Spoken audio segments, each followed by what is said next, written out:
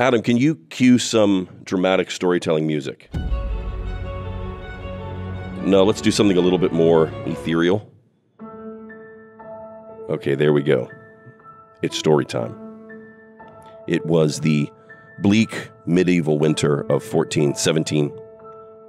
A mysterious, shrouded man arrived in the southern German city of Fulda. From his ragged appearance, it was probably obvious that he'd traveled a great distance. And of course, back then, it was still a very wild, untamed world, even in Western Europe.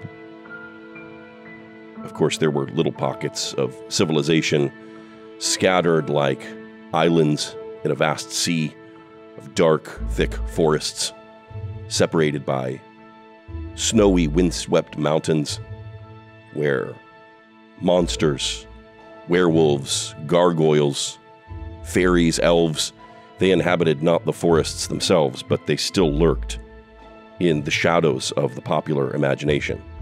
And so travel was a great adventure. It was dangerous. It was romantic. And travelers from foreign lands were a kind of novelty. I'm sure that when our stranger arrived, curious villagers would have whispered to one another as they peeked out at him through their wooden shutter windows. Who is this man? He's certainly not German. What is he doing here? Maybe he was just stopping for the night on his way somewhere else. I mean, surely no one would come to this sleepy, unremarkable town intentionally, right? But he walked with purpose. And he turned not toward the palace or the market, but toward the monastery. Now, the Benedictine monastery of Fulda was old, even back then, but it was apparently quite beautiful from what we know. In the middle of the compound, there would have been a Gothic abbey church with beautiful stained glass windows. You can imagine how beautiful they would have been at night, illuminated from the inside by the flickering light of 100 candles. The church would have been surrounded, as they were in those days, by a cloister with a wall on one side. There would have been arcades and a garden, and of course monastic living quarters, a refectory where, the monks would eat, a scriptorium, and of course a library, all connected by cobblestone paths and a wall enclosing everything, basically a little self-contained city. I'm sure that when he arrived, monks would have certainly met him there. The monks were kind of like the guardians of these monasteries. Maybe it wouldn't have inspired a whole lot of confidence. They weren't exactly mighty warriors. But they were the guardians nonetheless. And when he arrived, they would have had some questions. What do you want here? He didn't want prayer. He didn't want counsel. He wasn't looking for food or a stein of beer. Actually, he probably wanted those things too. But mainly, he wanted to see the library. Now, when we think of a library, we usually think of a bright public building where anyone can read and study and even borrow books to enjoy at their leisure. But in those days, libraries were very different, very special, very strange things. They weren't places where anyone could just go check out a book for weeks at a time with just a little laminated library card. Most of the world at that time was illiterate, so books were only interesting to a certain class of people anyway, usually very highly educated people, which would have been the smallest minority of the population. And most of the books that were in use were religious texts, like Scripture, the writings of the Church Fathers, the writings of the ecclesiastical writers, and so on. So books and Christianity kind of went together like peanut butter and jelly. And so it's not surprising at all that libraries were often found in monasteries, like the one in Fulda.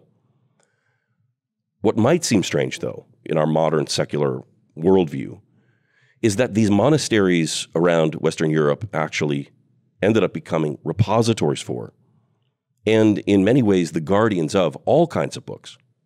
And that includes ancient pagan writings from classical antiquity. Now listen, when I say classical antiquity, I'm talking about something very specific. In case you don't know, I'm referring to a specific historical period in ancient Greece and Rome, a few hundred years before and after the time of Christ, And this was a very important time in history and a very important place because of the development of classical art and philosophy and literature, all kinds of political systems and so on. And so again, this is important. In the Middle Ages, most of the surviving writings of classical antiquity were found in Christian libraries throughout Europe. And often these works were actually pagan. Now, you might wonder, why in the world were Christians preserving pagan writings and culture? And of course, that's a fair question. It certainly wasn't because these monks and priests had any love for paganism, but there was some pragmatic reasons. I mean, for one thing, those old writings were useful resources. Like, if you're learning Greek or Latin, or maybe you're translating biblical manuscripts or whatever, I'm sure it would have been helpful to have some of that old literature for reference purposes. And actually, we still do this today if we're trying, for example, to figure out what Paul meant when he used some Greek word. We might actually go back and look at the way that that same word was being used at the time in classical Greek more broadly. And so what that means is the larger the library, the better the lexicon. So that's one reason. And sometimes these pagan books were kept around simply because, well, parchment was expensive, especially the good quality stuff. In fact, a lot of people don't think about this, but a Bible in the Middle Ages was like an extreme luxury item. They would have cost the equivalent of somewhere between like $10,000 to $20,000 by today's prices, which at that time would have been like, I don't know, a year's wage, maybe even several years' wages, depending. And of course, a lot of that was the cost of the scribe, because back then, everything had to be painstakingly copied by hand. My grandfather actually wrote the entire Bible out by hand a couple of times. And he did that just for his own personal enjoyment, but it took years. And I remember years where I hardly ever saw him where he wasn't writing, and he would be hyper-focused to make sure that he was getting everything right. It was intense. And I'm sure that professional scribes were probably quicker and more efficient, but still, writing out the Bible by hand, that was a massive project, especially if one person's doing the whole thing. So that's one of the reasons why it was so expensive. But a huge part of the cost would have been the actual materials themselves. Think about the twine for binding the pages together, and different colored inks, and the foil if it was going to be decorated, and hole prickers and rulers and all the different kinds of tools that they used. And especially parchment, which making parchment required skill and time, and it wasn't something that was extremely prevalent. And so, they weren't like crumpling up old manuscripts back then and throwing them in the garbage. Scribes would often reuse old manuscripts, even pagan ones, and they would sometimes write between the lines. Or, even more commonly, they would scrape the original ink with something like a pumice stone, or they'd wash it with a kind of chemical solution and erase the old text, and then they could write over the top and reuse the parchment. These are called palimpsest manuscripts. And so monasteries had become a sort of time capsule that had accidentally preserved the pagan philosophy and culture of the ancient world, all within these strange places called libraries. Now, you had no idea libraries were so interesting, did you? Well, when our stranger arrived at the monastery in Fulda, he would have probably asked for the monastic librarian, and then the questions would have started. Because, there was no way they would just let some random, unknown foreigner have access to one of the most valuable treasures in the monastery, maybe even in the whole city. Think about it. If one book, when it was new, could be the equivalent of $10,000 to $20,000 value, imagine how valuable an entire library was. And remember, a lot of those books were not new. They were ancient and rare and valuable. So ancient libraries were like treasure houses. And this guy would have to have some good reason to want to go in there and some pretty impressive credentials to get through the door. But this wandering foreigner was no vagabond. He was none other than the distinguished Poggio Bracciolini, a man who might have been more highly educated than every monk in that monastery combined. He was a man known for his perfect, almost magical handwriting. He was a scholar, a master of ancient Greek and Latin, and he served for 50 years as the secretary to 7 different popes. I think that's got to be some kind of record. But that 4th pope that he served was a bit of an interesting character. He was the antipope known as John the 23rd, who ended up being deposed during the Western Schism. And when a pope gets fired, his secretary has to go too. So Poggio was out of a job for a while. Now, he'd make his way back to Rome eventually, and he'd serve like 3 more popes. But for now, he was unemployed. And so with the little money he'd saved, he decided to do something with his unique set of skills that he probably dreamed of doing his whole life. Who knows, maybe this dream is what drove him to acquire those skills in the first place. I mean, I don't know too many kids that dream of becoming a papal secretary when they grow up. So there was obviously a thirst for adventure and discovery that had apparently been lying dormant in Poggio's heart for a long time. Maybe he thought to himself, well, I just lost my job. I may never get a chance to do something this crazy and reckless again. Why not just throw caution to the wind and go for it? So Poggio decided to chase his dream, like an aspiring musician moving to Nashville or something. And he decided to become what he'd always dreamed of becoming, a book hunter. Now, book hunting isn't really a thing anymore, at least not that I know of. But at this time, it would have been, a romantic kind of a life worthy of an adventure movie. Think of Indiana Jones or Lara Croft, intrepid scholars and adventurers driven by a passion for knowledge and the allure of ancient treasures. But book hunters like Poggio were looking for a very specific kind of treasure. It wasn't gold or silver or diamonds. They were actually hunting for ancient texts. And rather than excavating archaeological sites or raiding tombs like Laura and Indy, they explored the labyrinthian libraries of medieval monasteries and cathedrals. They searched through forgotten archives, all during the time of the Renaissance, and they scoured dusty shelves and they rummaged through musty steamer chests with an almost religious zeal, looking for manuscripts that had been lost to the ages. Now, obviously this sounds exciting, but the reality is probably a lot less romantic. Big discoveries were pretty rare. And book hunters themselves were pretty rare because very few people had the unique combination of skills that would have been necessary. I mean, getting around medieval Europe was no picnic. Like I already said, getting into monasteries wasn't easy either. And if you did get into a library, it wasn't like they had a search bar where you could just click a few keys and find what you were looking for. They didn't even always know what books they had in those libraries, much less what was in the books. I've got a Bible study software called Logos, and I've got hundreds, who knows, maybe thousands of books in my virtual library. And when I want to find something, I just type keywords into a search bar, and in a split second, it goes through every book in the library, and it shows me where to find exactly what I'm looking for. I can even do really specific searches. Like, let's say I want to find all the places in all of the books where the words faith and love appear together. I could find all of them with a simple query. Now imagine how long it would take you to do that in a library of real paper books. I mean, it would take years. You'd have to read through those books. Nowadays, it takes like 10 seconds, and 9 of those seconds is typing your query. It's practically a miracle in its own right.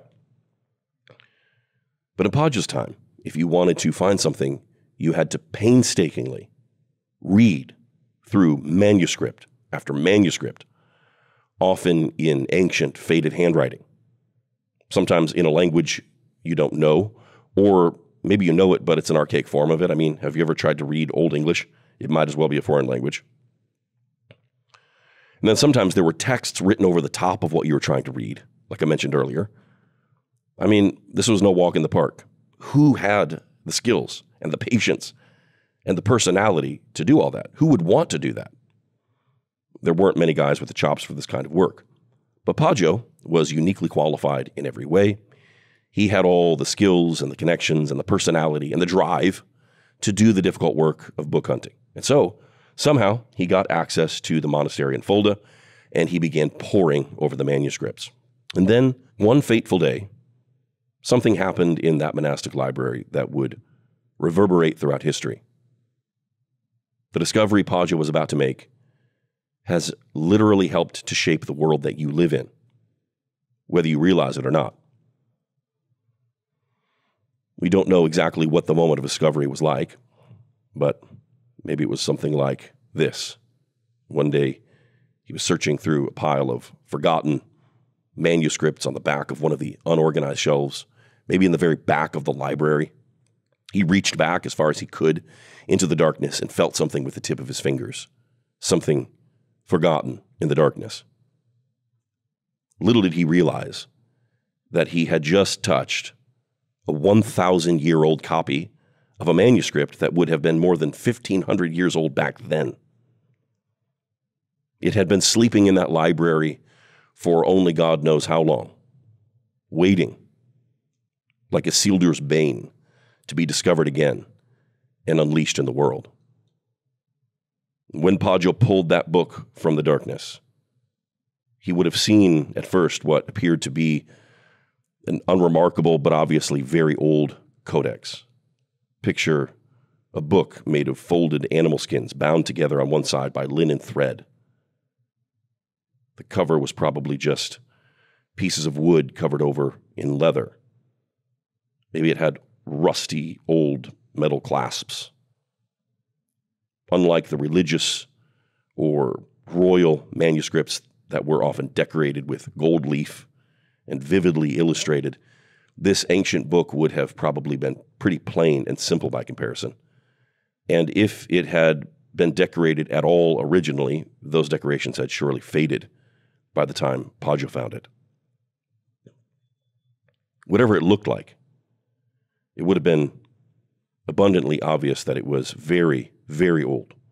Probably older than any book you've ever touched. I mean, if you ever see a 1,000-year-old book in your life, it'll probably be behind glass in a museum where nobody's going to want your grubby little fingers messing it up. Those are modern sensibilities. But imagine the thrill of finding something this old in the wild and holding it in your hands, maybe for the first time that any human has done so in centuries.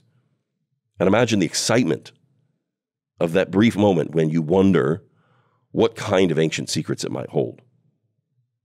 I wonder what was going through Poggio's mind the first time that he opened the book. He probably didn't want to get too excited because I'm sure he'd been disappointed before. But the first glimpse of the writing inside would have probably sent a chill down his spine. The 9th century text inside would have likely been the product of meticulous handiwork, probably inscribed in Carolingian minuscule text. And Poggio would have been able to see right away that this was something very special. But the real wave of excitement would have hit when he saw the name of the author. You know, there's a book written by Stephen Greenblatt called The Swerve that does a great job of telling the story. Greenblatt writes, quote, "Even the smallest of the finds that Poggio was making was highly significant. For anything at all to surface after so long seemed miraculous. But they were all eclipsed, from our own perspective, if not immediately, by the discovery of a work still more ancient than any of the others that he had found. One of the manuscripts consisted of a long text written around 50 BCE by a poet and philosopher named Titus Lucretius Carus. Poggio would almost certainly have recognized the name Lucretius from Ovid, Cicero, and other ancient sources he had painstakingly pored over in the company of his humanist friends. But neither he nor anyone in his circle had encountered more than a scrap or two of his actual writing, which had, as far as anyone knew, been lost forever. Poggio may not have had time in the gathering darkness of the monastic library and under the wary eyes of the abbot or his librarian to do more than read the opening lines. But he would have seen immediately that Lucretius's Latin verses were astonishingly beautiful. Ordering his scribe to make a copy, he hurried to liberate it from the monastery. What is not clear is whether he had any intimation at all that he was releasing a book that would help in time to dismantle his entire world. This series obviously is about cessationism. And I've been trying to show you where modern cessationism comes from, but we really need to look at the bigger picture for a second, because the Reformation that we talked about a little bit in the previous episode was obviously a religious revolution. But it actually took place between two secular revolutions, the Renaissance, which preceded it, and the Enlightenment, which followed. And all of this upheaval happened in a relatively short span of time historically and in close proximity geographically. So these are not isolated events. It's all connected.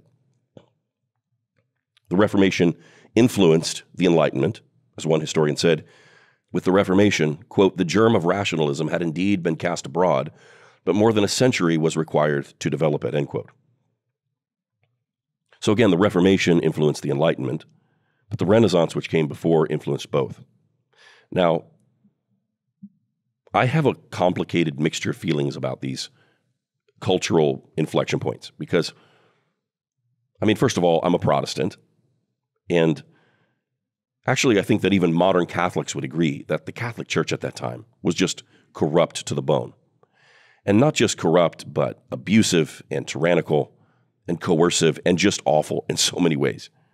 And all three of these movements shifted the balance of power away from the medieval Catholic Church, which I think is good. And not only that, but, the Renaissance, which led to the scientific revolution, and then the Enlightenment, which gave birth to the modern world, these have been some of the greatest things to ever happen on planet Earth. I wouldn't want to live in medieval Europe, would you? I'm thankful for things like democracy and freedom of speech and freedom of the press and science and medicine and freedom of religion and separation of church and state, and the list goes on and on and on. So in general, I'm a fan of these cultural revolutions. But on the other hand, you have to realize that because the church at that time was so controlling and dogmatic and just wrong about so many things, the church actually ended up positioning itself as the nemesis of progress and reason and science. It was such a dumb move. Think, for example, about the way that the Catholic Church actually made believing in Copernicus's heliocentric model of the solar system heretical. Yes, it was heresy to believe that the earth revolves around the sun rather than the other way around. And Galileo actually stood trial for that in the Inquisition and was forced to recant and then spent the rest of his life under house arrest. Now, why in the world was the church and church authorities weighing in on astronomy? It was so presumptuous and foolish and unnecessary. And so what you find is that the Renaissance, and even more so the Enlightenment, was characterized by rebellion against the church and the Bible and a biblical worldview that had been shoved down everyone's throat by a papal jackboot for centuries. And it's no wonder they felt that way. But Europe was steeped in Christian tradition. So if you reject Christian tradition, what are you going to do? Start from scratch with no history, no culture, no heritage? No, of course not. And in fact, many people thought that they could actually find an even richer and more beautiful, more aesthetic, ancient heritage by going back to the time before Christianity, to classical antiquity. Again, we're talking about that mostly pre-Christian era of Greek and Roman paganism. So just imagine what it was like in Western Europe at that time. It wasn't called the Dark Ages for nothing. Life was gloomy and miserable and short, and people were understandably weary from centuries of war and the looming cloud of plague and constant harassment from the church. And the Western Roman Empire had collapsed more than 1,000 years earlier, but vestiges of that once great civilization remained everywhere. Ruins of great buildings and monuments dotted the landscape, reminding the people of a glorious past. It's something we'll find very hard to relate to. When we think of the past, we think about a more primitive time, a more simple, more ignorant time. If we imagine a more advanced time, in a more enlightened human society, we always tend to think of it in the future. You know, if you see movies about the future or about people that go to the future or whatever, the future is almost always more advanced and in many ways better than the present. That's how we think. But that's the opposite of the way that these Western Europeans felt at the beginning of the Renaissance. For them, it really was like back to the future. They would dig up these unbelievable sculptures, and they would read these recovered texts from classical antiquity, and they would see, for example, the ruins around them of aqueducts and bathhouses. And they would think, man, it was a magical time back then. People used to have running water. They used to have these ridiculously articulate and intelligent philosophers and poets who talked about more than just theology. They used to be so much more sophisticated and educated and artistic and free. They weren't encumbered by these oppressive religious yokes. And so they thought of the past as a more enlightened time, a more desirable time to be alive. And there was a movement to recover what had been lost. And so Greek literature and art became popular again. The pagan gods were reborn. Now, nobody worshiped them as literal deities, as the Greeks and Romans had done, but they revived the stories of the gods. And they depicted them in artwork again. And a whole pagan way of thinking rose from the ashes of antiquity and became stylish, especially among the elites, the educated, the philosophers, the poets and thinkers. And by the way, this is a good side note to mention at this point. A lot of what I'm saying here was really mostly an issue within these more erudite academic circles. The average person was still very religious, and the culture was, in fact, still very Christian at its core. And actually, Christianity continued to play a huge role in a lot of the positive developments, like, for example, the development of the scientific method. But within these higher academic circles, so much of the kind of fashionable, stylish thinking was not only unchristian, it was decidedly anti-Christ. The historian Peter Gay, who wrote a book about the Enlightenment, said this, quote, "I see the Philosophes' rebellion succeeding in both of its aims. Theirs was a paganism directed against their Christian inheritance and depended upon the paganism of classical antiquity, but it was also a modern paganism emancipated from classical thought as much as from Christian dogma," end quote. And in fact, the subtitle of Gay's book about the Enlightenment is The Rise of Modern Paganism. And this is a theme that you'll find when you study the philosophy that emerged out of the Enlightenment. It was neo-pagan. In some ways, it was even worse than pagan because it seemed to be engineered specifically to attack Christianity. And here's where that story of the 17th century book hunter Poggio Bracciolini comes in. The book that he discovered, which was called On the Nature of Things, if you remember, was written by the 1st century BC Roman philosopher Lucretius. And this was arguably the most significant discovery of that era, because that book actually ended up becoming extremely influential during the Renaissance and beyond. And it's a great example of the kind of modern paganism that I'm talking about. Guys like Montaigne and Machiavelli, and even Galileo and Thomas Jefferson, John Locke, and many, many others were influenced by it in very significant ways. Thomas Jefferson actually owned multiple copies and translations. Stephen Greenblatt wrote, quote, "Thomas Jefferson owned at least 5 Latin editions of On the Nature of Things, along with translations of the poem into English, Italian, and French. It was one of his favorite books, confirming his conviction that the world is nature alone, and that nature consists only of matter. Still more, Lucretius helped to shape Jefferson's confidence that ignorance and fear were not necessary components of human existence. I am," Jefferson wrote to a correspondent who wanted to know his philosophy of life, "an Epicurean," end quote. Now, you need to understand that Epicureanism is an ancient Greek philosophical system that almost could not be more opposite of Christianity. It's a philosophy that rejects any kind of belief in the afterlife. It's hedonistic, humanistic. It's John Lennon's Imagine. Imagine there's no heaven. It's easy if you try. No hell below us. Above us only sky. Imagine all the people living for today. No, I'm not going to sing it for you. That's Epicureanism in a nutshell. And Jefferson and Lucretius were Epicurean. Epicureans taught that the universe has no creator and no designer, that the universe is not for or about humans, that we, human beings, are not unique or special. We're just collections of atoms that came together by chance without any purpose whatsoever. Fundamentally, we're no different than the animals. There are no spirits, no ghosts, no angels or demons. Everything is material and made out of particles. So when we die, our soul dies with our bodies because our souls are just material extensions of our bodies, which means that there is no afterlife. Again, like Lucretius, like Lenin, there's no heaven, no hell, no judgment, no eternal reward, no damnation. When you die, you cease to exist, like a dead dog or a dead chicken. There's no coming back, and there's nothing next. Religions are cruel and irrational delusions designed to control people through fear. And the highest good in life is just pleasure. And we should seek, above all else, our own pleasure above pain, provided we don't hurt someone else. But self-sacrifice and asceticism and the quest for virtue or righteousness or really any transcendent good is just a waste of time. That's Epicureanism.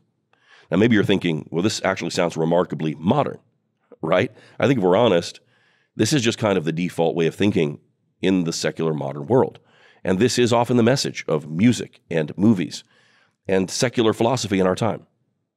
And in many ways, a lot of the perversion and weakness and rot that we see in our Western world today, as the foundations crumble around us, is just reaping what was sown to the wind a long time ago. Yeah, it took a while for the seeds to germinate and to pervade culture, as the ideas of philosophers often do.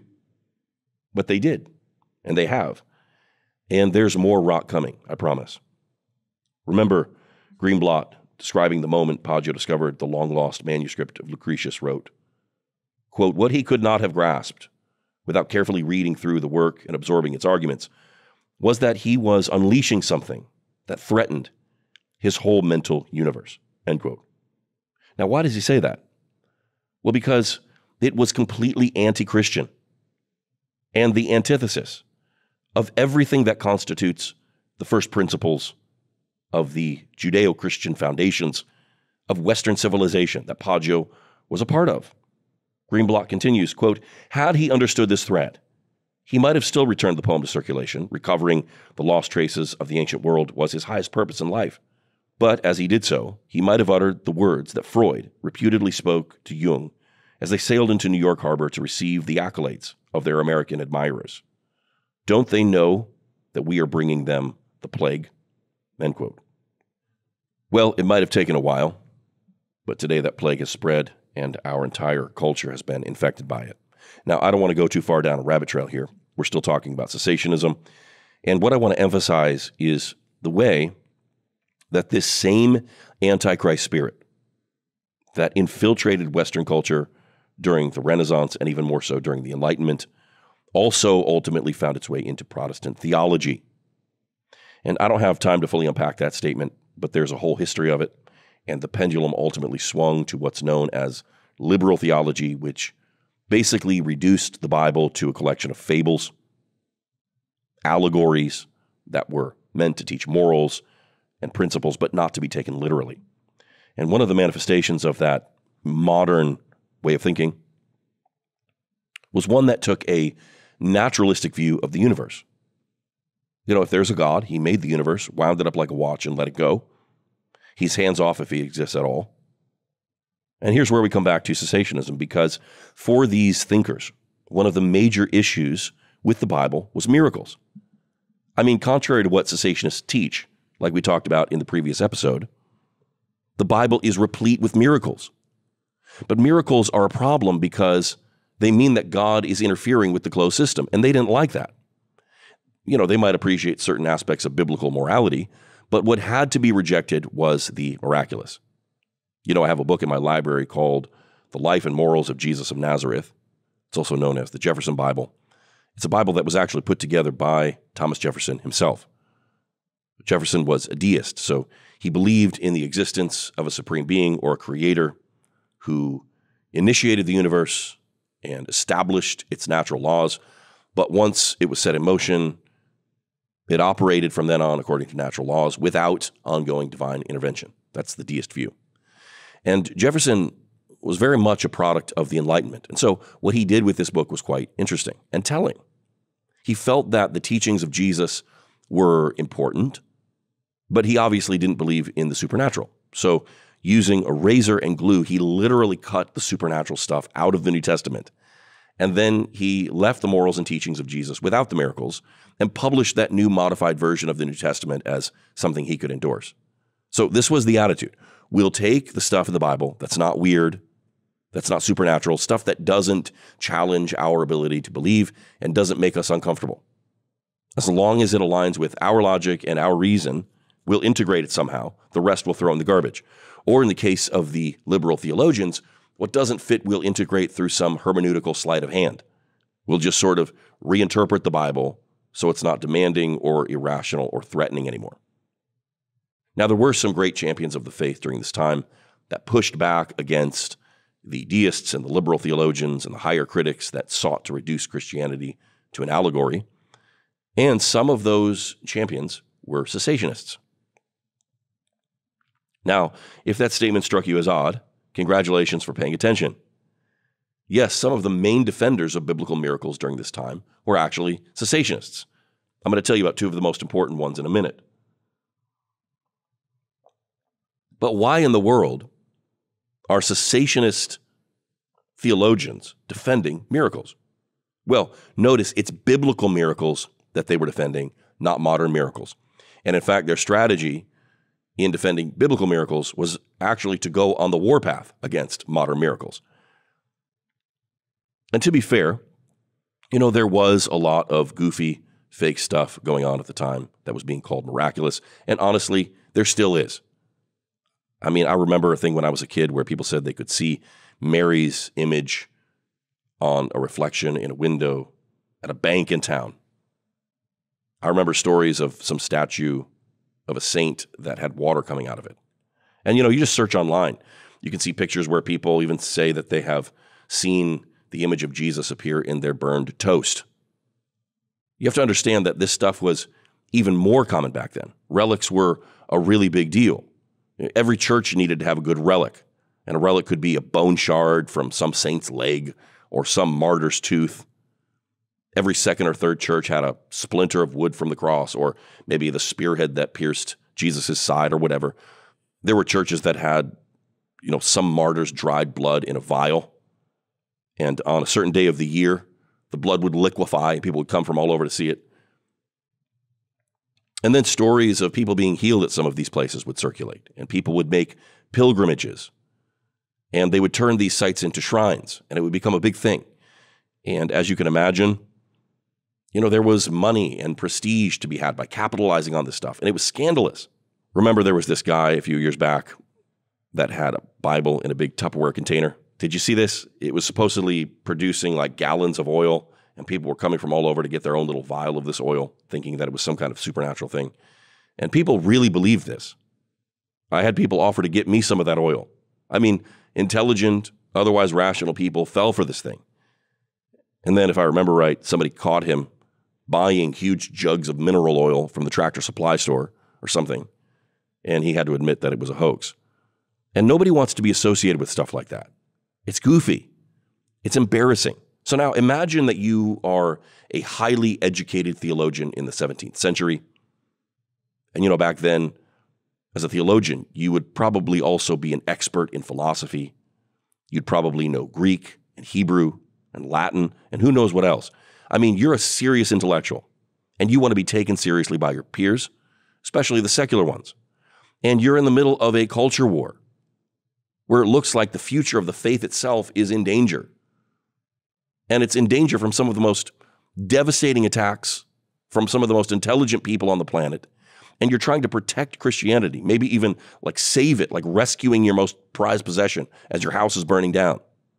And maybe you're trying to make an intelligent argument about how the resurrection of Jesus or the miracles of Jesus and the apostles provide a kind of rational basis for your Christian faith. And it's hard enough trying to convince the skeptics without all of these silly, superstitious Christians running around talking about obviously fake, goofy miracles. And you can't allow yourself to be associated with that kind of stuff. It would destroy any trace of credibility that you still have. So it's no wonder that some of these guys were distancing themselves as much as they could from modern miracle claims, sometimes even going on the attack against them. It's like they were trying to make sure people knew we're not with those crazy miracle folks. We only believe in biblical miracles. For example, one important figure during this time was a guy by the name of Conyers Middleton. Middleton was a clergyman with the Church of England and a theologian who wrote a book called Free Inquiry, or at least that's the short version. The full title is A Free Inquiry into the Miraculous Powers which are supposed to have subsisted in the Christian Church from the earliest ages through several successive centuries. They gave books super long titles back then. Sometimes by the time you get finished reading the title, you don't need to read the book anymore. Anyway, what Middleton did was pretty smart. He realized that if he wanted to make Christianity look intelligent to the intellectuals of his day, he needed to find a way to separate the miracles of the Bible from modern miracle claims. And you need to follow this logic, okay? Earlier Christians had just kind of lumped all miracles together. Biblical miracles, modern miracles, patristic miracles. They just kind of came under one big heading of Christian miracles. The problem is that if all of those miracles are lumped together and someone can disprove one of them, then they can cast doubt on the whole category. I mean, look, if someone says, I have a Bible that's producing supernatural oil, well, you can just follow that dude to Tractor Supply and catch him buying gallons of mineral oil and expose him. So modern miracle claims are kind of subject to scrutiny.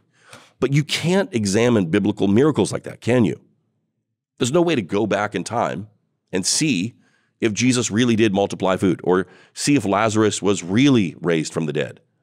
So actually, biblical miracles are kind of safe in a way, right? They're unfalsifiable. They're beyond the reach of scrutiny. But if biblical miracles are lumped together with Tractor Supply oil Bible man, then you run the risk of discrediting biblical miracles through guilt by association. Does that make sense? So how do we separate these things? This was the dilemma. And the solution that guys like Middleton came up with was this.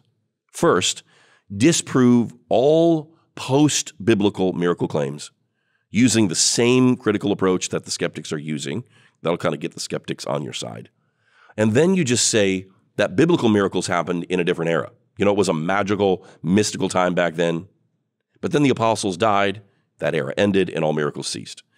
And unless you can get a time machine to go back, there's no way to prove otherwise. It's an unfalsifiable claim.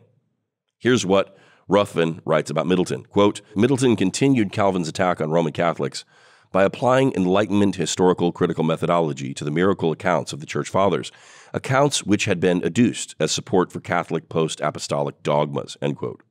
In other words, remember in the last episode we talked a little bit about how the reformers were being asked, where are the miracles in support of your theology? They didn't have any. And in the Catholic Church, there were lots of people claiming miracles. So it was like, we have miracles and you don't, so we're right. So how did Calvin respond to this? Well, with a cessationist polemic. Miracles, he argued, were given to the apostles to authenticate their message. We don't need miracles because we don't have a new message. And by the way, the miracles that you Catholics have are mostly fake anyway. Look at what he writes in Institutes. Quote, in demanding miracles of us, they act dishonestly. For we are not forging some new gospel, but are retaining that very gospel, whose truth all miracles that Jesus Christ and his disciples ever wrought serve to confirm. But compared with us, they have a strange power. Even to this day, they can confirm their faith by continual miracles. Instead, they allege miracles which can disturb a mind otherwise at rest. They are so foolish and ridiculous, so vain and false, end quote. So Middleton uses that same basic argument, but then takes it to the next level with Enlightenment historical critical methodology. And this is where cessationism begins to take on the form that is fundamentally different even from Calvin. Middleton is using a kind of thinking that characterizes guys like David Hume and Voltaire and others.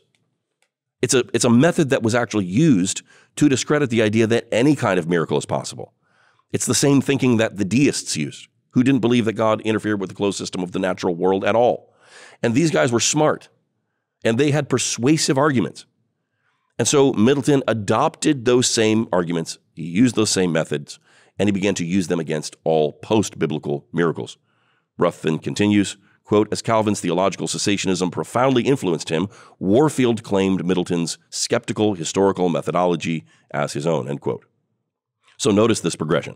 The Enlightenment, influenced by humanism and rationalism, empiricism, secularism, skepticism, Greek philosophy, and worldly wisdom.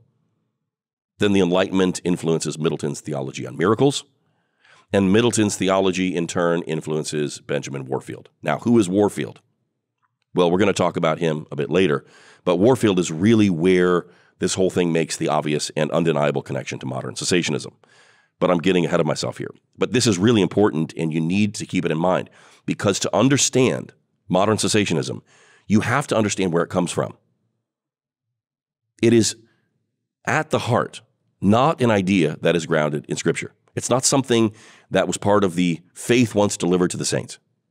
It has no biblical origin, not in the Gospels, not in Acts, not in the epistles, and as I pointed out, not even in the writings of the church fathers. You see hints of it first in Aquinas in the 13th century, which is endorsed by Calvin in the 16th, but it's really during this time of the Enlightenment that it begins to mutate into this toxic variant that we have today. I mean, look, I've had the jarring experience of reading Paul's epistles immediately after reading Middleton's Free Inquiry, and it's painful. Guys, these are two totally different spirits. One is wisdom from above. It is cruciform, spirit-inspired wisdom. The other is philosophy. It's human logic. It's more Greek than gospel. It's more rational than biblical. It's more Lucretian and Aristotelian than Pauline or Christian. One is dripping with heavenly dew. The other is dry and brittle. One is full of faith. The other is skeptical and cynical. And I'll tell you what, Middleton might have endeared himself to an audience of skeptics by using that methodology. But if you are a spiritual person, it's just off-putting. And by the way, I'm not the first one to notice this. In fact, Middleton was actually called out by someone that you just might have heard of. He was actually a pretty decent preacher in his own right. He was a man by the name of John Wesley. Yes, John Wesley and Conyers Middleton were contemporaries. And not only that, they interacted with one another. And not only that, it was in writing, and we have it. So, we don't have to speculate as to what a guy like Wesley would have thought about someone like Middleton. We know for sure what he thought, and I'm so thankful for that. It's like, I don't know if you've ever watched one of those videos that presents some hypothetical scenario, like who would win in a fight between a polar bear and a gorilla, or who would have won in a battle between the Mongols and the Vikings.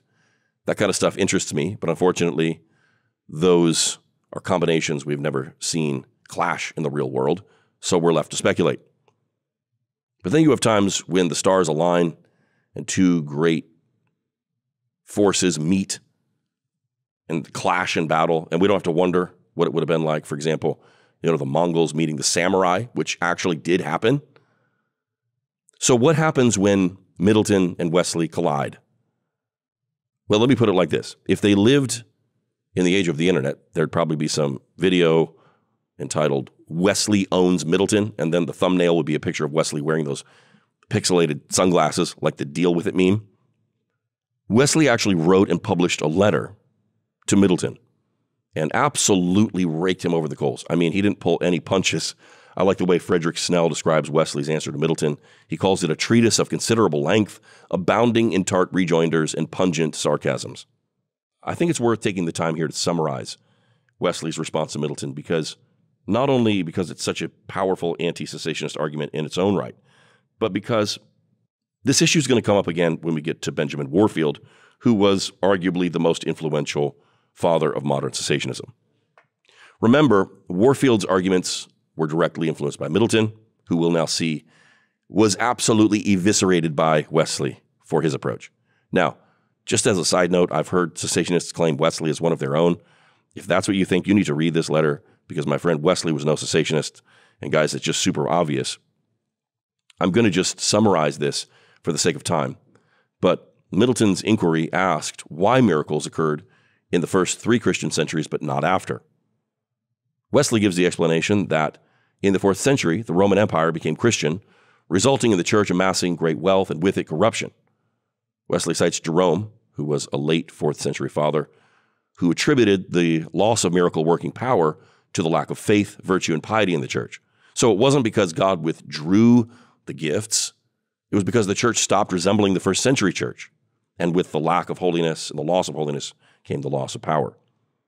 Middleton argued that since the apostles discussed miracles in their general epistles, we should expect early Christian church fathers to do the same in their circular letters. Since they don't, Middleton concluded that they experienced no miracles. And Wesley responds by showing him that Peter didn't mention miracles in his epistles either, although surely miracles were taking place when he wrote. Of course, many early church fathers did speak of spiritual gifts, which abounded during their lifetimes. We talked about this in a previous episode. But Middleton claimed that these do not refer to supernatural works, but to things like faith, hope, and charity. Wesley then called out Middleton on this point, as he does frequently, by demanding proof. Quote, "You assert, but the proof, sir, I want the proof." Wesley says, "I want plain, clear, logical proof, especially when I consider how much you build upon this, that it is the main foundation whereon your hypothesis stands," end quote.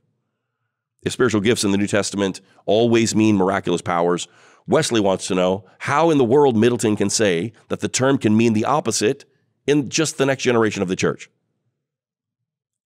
Middleton allowed that in some cases, quote, "extraordinary illuminations, visions, or divine impressions," end quote, may have occurred, but he denied that these had any bearing on the point that he's arguing. Again, Wesley begs to differ, saying that his concession defeats his argument because he's admitting that the gifts continued into the early centuries of the church.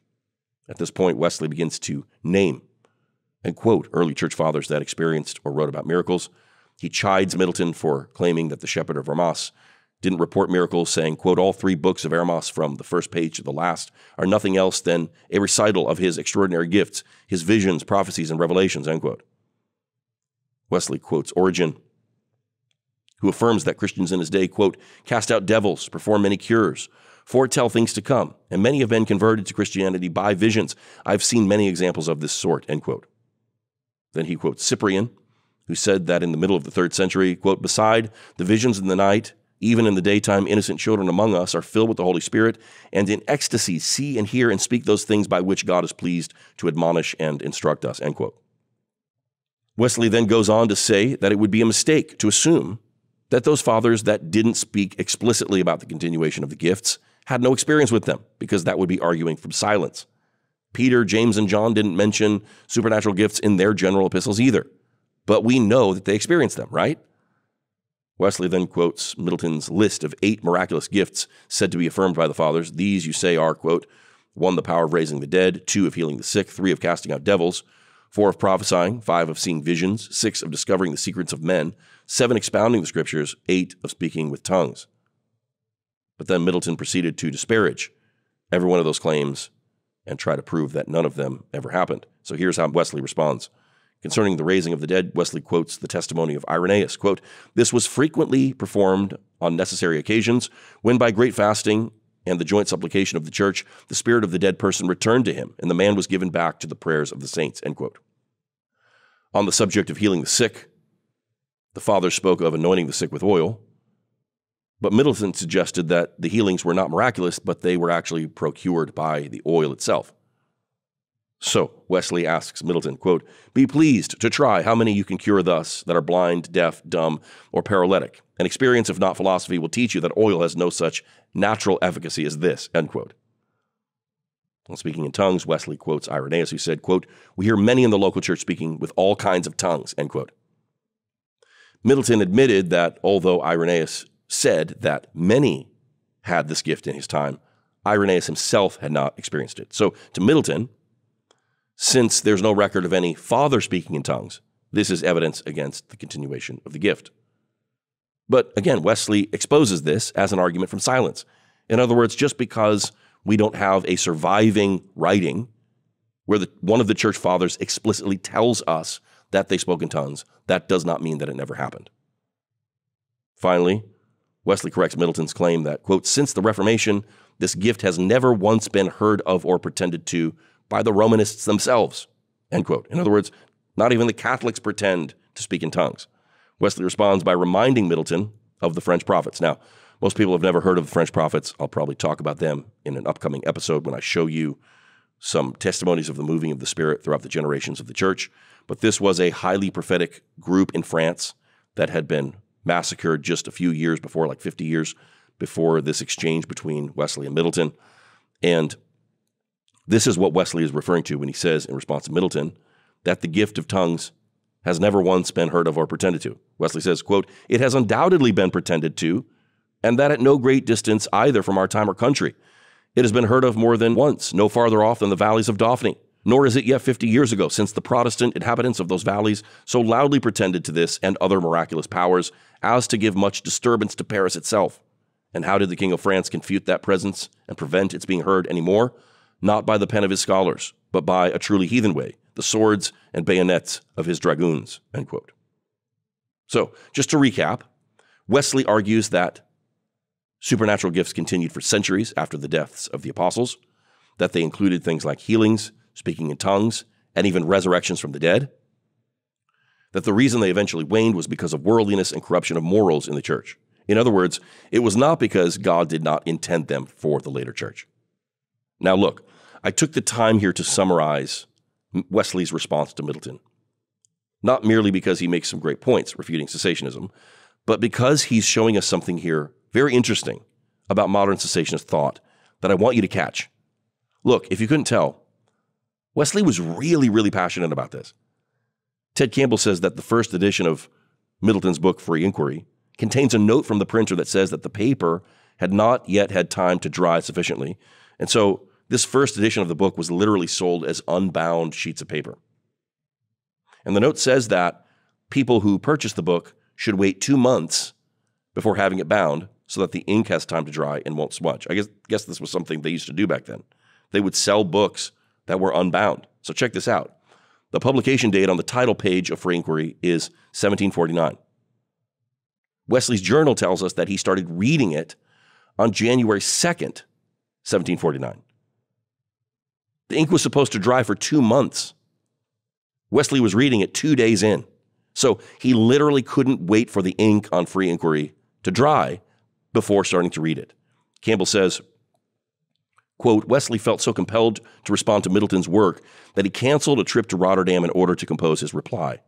His letter to Conyers Middleton is dated 4 January 1749 at its beginning and 24 January at its conclusion. He thus spent at least 21 days engaged in its composition," end quote.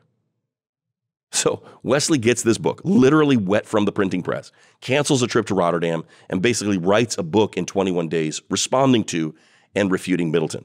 And like I said, from the tone of his writing, it's obvious that Wesley was ticked. Now, why was Wesley so passionate about this? It's because he saw this for what it was.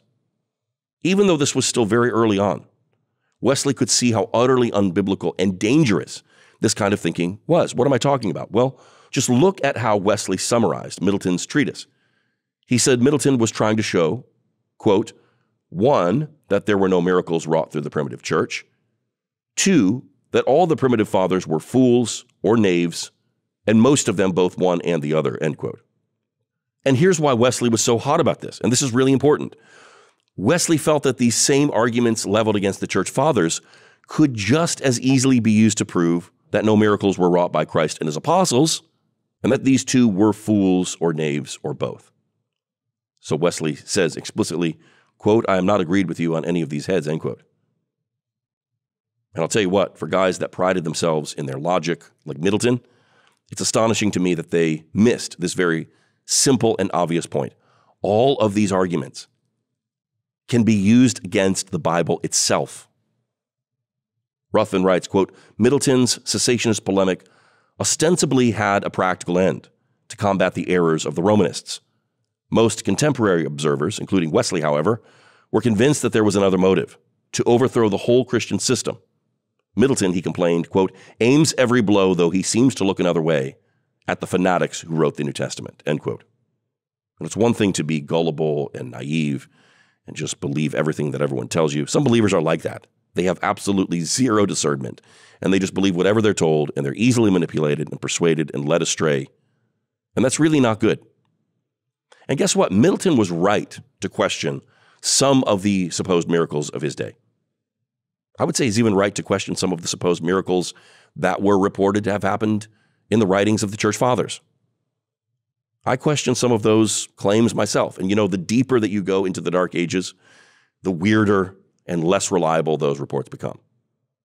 But there is a huge difference between someone that says, I'm not just going to believe everything that I hear, and someone who says, I'm predetermined to believe nothing that contradicts my presuppositions. Why did Wesley say that Middleton, quote, aims every blow, though he seems to look another way, at the fanatics who wrote the New Testament, end quote? Because Wesley was obviously concerned that Middleton's skepticism was rooted in a deeper kind of unbelief. Maybe it was even something that Middleton himself wouldn't have been willing to acknowledge or admit. But here's what happens. People become cynical and critical over time. And that childlike faith, so precious to God, that we have in the beginning, gets replaced by a grown-up kind of skepticism. And if we haven't seen something like we haven't seen God moving or healing or miracles or whatever, our experience or lack of experience and our senses and our logical minds tell us that this stuff isn't true. It's not real. And that's what we really come to believe in the deepest part of our being. But then a lot of people have this other part of them that is attached to belief for various reasons. Their whole world is built around belief. Everything and everyone they know is within that religious tradition. So it's like, how can I keep my faith when I don't actually believe? Well, here's one way people do it. They accept the part of their faith that's distant, the part that's separated from their lived experience by thousands of years. And they can suspend their disbelief just enough to survive. It's kind of like, you ever heard the term jumping the shark? It's a phrase that comes from an episode of the 70s TV show Happy Days, where Fonzie is water skiing and they got the shark in a little enclosure and a ramp set up in front of it. And Fonzie's friends dare him to jump it, and he does. And he's sailing through the air, and it's so corny and gimmicky and just beyond belief. And people really had a bad reaction to that scene. It was basically the end of the show. Nobody wanted to watch after that. Why? Well, it's the same reason I can't stand some of these superhero movies. When you're watching a movie, you have to be able to suspend your disbelief enough to enter into the fantasy. But when someone jumps over a shark, or they fall from outer space and crash through buildings and land 20 floors down in a basement, and they don't even have a scratch, it's like you've ruined the illusion. I can't pretend this is real anymore. If you want me to buy into it, you have to at least make it something that seems believable enough that I can suspend my disbelief and allow myself to be tricked into the illusion that this could possibly be plausible. And for many of these cessationists, I have the feeling that their cessationism is a kind of defense mechanism.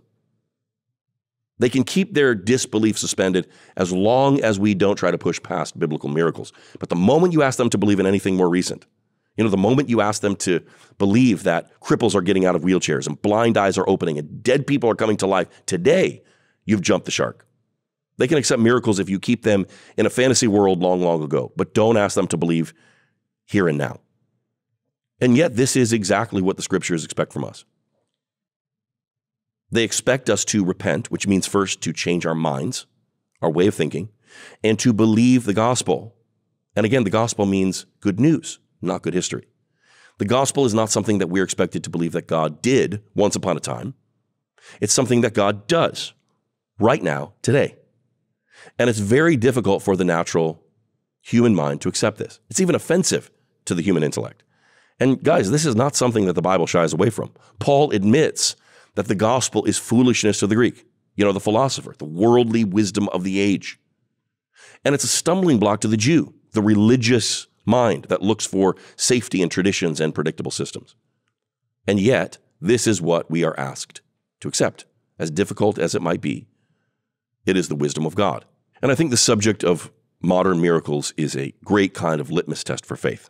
You know how a litmus test works, right? You take a piece of litmus paper, you dip it in some solution, and it will change color based on acidity or alkalinity. And I think this issue of modern miracles is a great litmus test for faith, because It will tell you what kind of faith you really have. Is it a suspended disbelief, cognitive dissonance kind of faith? Or is it truly unadulterated trust in God's word? Now, I'm not saying that you have to believe every miracle claim. Don't misunderstand me. What I'm saying is that if the idea of modern miracles is, on its face, something you reject as ridiculous, you have a problem. It's not a problem with charismatics. It's not a problem with continuationists. It's a problem with God's word. You just don't believe. And if you call yourself a Bible-believing Christian, that's a problem. Because there is no such thing as a Christian worldview that rejects the miraculous. This is something that Benjamin Warfield himself, that famous theologian, freely admits in his opposition to the liberals of his day, which again was about the miracles of the Bible. He said, quote, "The atheist, the materialist, and the pantheist are within their rights in denying the possibility of miracles, but none other is. As soon as we adopt the postulate of a personal God and a creation, so soon miracles cease to be impossible in any exact sense of the word. Their possibility is inherent in the very nature of God as personal and the author of the universal frame. The bald assertion that miracles are impossible is for the theist obviously mere unreasonable dogmatism," end quote. And I completely agree with that statement. And guess what? Most cessationists do too. And in fact, if you're a cessationist, you're probably screaming at the screen right now saying, "Stop strawmanning us. We do believe that God can do miracles. We just don't believe that God gives people the power to work miracles today." I understand that. And I'm not strawmanning your position. I'm skeptical about the honesty of it, just like Wesley was with Middleton.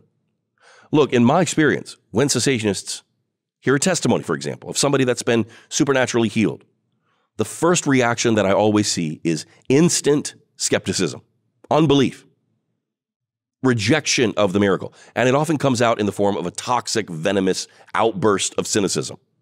I've never once heard a cessationist say, in response to a miracle testimony, "Praise God, I'm so thankful that God sovereignly healed that person." No, the reaction is always unmitigated disbelief. But why? Don't you believe that God can and does do miracles today?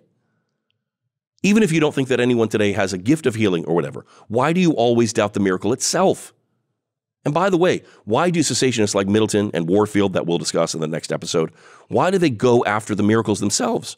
Their arguments are not against the gift of healing or the gift of working miracles. Their arguments are against modern healings and miracles themselves. But why, if they believe in miracles? So, even though cessationists say they believe that God can sovereignly do miracles today, the way that they react shows me that at the very core, they really don't believe. Now look, I can't speak for every cessationist. Maybe you are the exception to the rule. Maybe you really are a cessationist that's just full of faith, and every time you hear about someone being healed, you're thrilled and you're full of wonder and gratitude for all that God is doing sovereignly. Good for you. I'm commenting on the type of cessationist that I have experienced personally. But if that is you, if you are one of those cessationists with like a good attitude, then I'm sure you'll agree with me that the cynical, toxic cessationism, which characterizes the cessationist teachers of our time, is a problem, right? And it's a problem not only because that attitude of unbelief toward the supernatural is categorically unchristian, it's a problem because it is anti-Christ. Now, I know that's harsh, but again, this is precisely what Wesley was detecting in Middleton. And before you get offended, listen to what I'm saying. I don't care if you're a cessationist or charismatic. If you are a Christian, this is important for you. Cessationism sets a precedent you don't want to adopt. Let me explain it like this. Remember in the last episode, I talked about the Procrustean bed, and I said that I was going to revisit it again. For those that didn't hear, the Procrustean bed is a metaphor that comes from the Greek myth of Procrustes. He was a fictional character, at least I hope he was entirely fictional, but he would basically lure weary travelers to sleep in his bed, and then he would tie them down and torture them by forcing them to exactly fit the bed's dimensions. If they were taller than the bed, Procrustes would cut off body parts to make them fit, and if they were too short, he would stretch them as though they were on the rack. But the point was that he would force them to fit his bed. And it's a vivid and profound metaphor because this is so often what people do. They have these preconceived ideas, these presuppositions, these ideas that they believe are true. And very often these beliefs are motivated They believe these things because they want to believe them or need to believe them for some reason. And then they try to force whatever evidence they encounter into their parameters. Any evidence that doesn't fit, they cut off and throw away, pretending like it doesn't exist. And if something doesn't mean what they want it to mean, they stretch it and manipulate it until they find some twisted way of forcing it to say what they want it to say. And I used that rare miracle hypothesis a couple of episodes ago as an example of a Procrustean bed argument. But guys, cessationist doctrine as a whole is a Procrustean bed. It twists and manipulates Scripture. Now, listen, if you're a cessationist watching this right now, you probably hate me by this point, but let me appeal to the most rational and objective and non-emotional part of you. I know most people don't have the capacity to be brutally intellectually honest with themselves, so I'm probably wasting my time here. But for the 2% of you that are able to, please just suspend your outrage for a moment and be completely honest with yourself. I ask you to put your hand on your heart and answer this question. Do you really think the Bible teaches cessationism? I mean, really? Do you not see how badly the Scriptures are taken out of context by cessationist teachers? If you're totally honest with yourself, I mean, look, I'm not debating you. You're watching this by yourself. You have no one to keep up appearances for. This is between you and God. But can't you see that cessationism is a doctrinal Procrustean bed? To me, out of every theological debate going on today, among true Christians, I think this one is the most obvious of all. And one of the reasons that it's so obvious is that not only does cessationism contradict Scripture explicitly, it goes against the spirit of the gospel. And like I've been showing you today, modern cessationism has its roots in a pagan, anti-Christ philosophical system that every believer, indwelt by the Spirit of God, should be able to immediately recognize and reject, especially now that I'm pulling the facade off of it. And you know, we're not done with this because I've actually not even made the real connection to modern cessationism yet. That's coming in the next episode. But I want to revisit Procrustes for just a minute because the story has a fascinating and cautionary ending.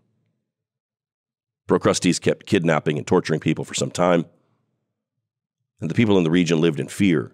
Now, if they just decided they weren't going to accept any invitations to sleep in any creepy dude's bed, they probably would have been fined. It's a plot hole. Don't think about it. You'll ruin the story. But what happens is a hero by the name of Theseus decides to put an end to Procrustes' reign of terror. So Theseus goes to Procrustes' lair. He pretends to be interested in staying in the bed. And Procrustes, not suspecting anything, encourages Theseus to lie down, at which point Theseus turns the tables on Procrustes. He grabs Procrustes and puts him into the bed and uses Procrustes' own methods against him. He stretches body parts and amputates others and forces Procrustes to fit the bed. And this was how Procrustes died. What's my point? Well, the thing that's really disturbing about the way of thinking that we see in Middleton and Warfield, who we'll discuss in the next episode, and others who pioneered this kind of thinking that characterizes modern cessationism, is that, again, it sets a precedent that can be easily turned back onto the Scriptures and to biblical faith itself, which is right in line with what Wesley was concerned about, right? What's to stop that same pervasive skepticism from being applied to the miracles of Jesus and the apostles themselves? Here's the answer: nothing. And actually, with the hindsight of history, we know that this is indeed what happened. Middleton's thinking greatly influenced guys that came along after, and they took Middleton's thinking to its logical conclusion.